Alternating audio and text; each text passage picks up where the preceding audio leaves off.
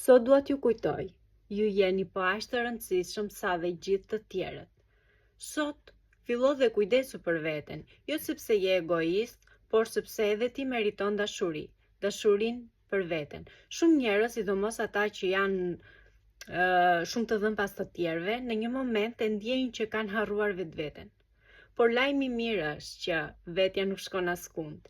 Ajo pret me durim që ta rikthejmë vëmendjen drejt saj. Dashuria për veten është baza e çdo suksesi dhe lumturie në jetë.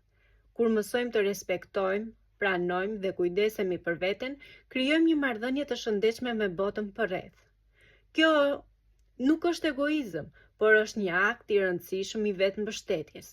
Filloni çdo ditë me një mendim pozitiv për veten dhe shikoni si ndryshon perceptimi juaj dhe marrëdhëniet tuaja me të tjerët. Mbani mend, të duash veten është hapi i parë drejt një jete të balancuar dhe me kuptim. Kujdesu për veten.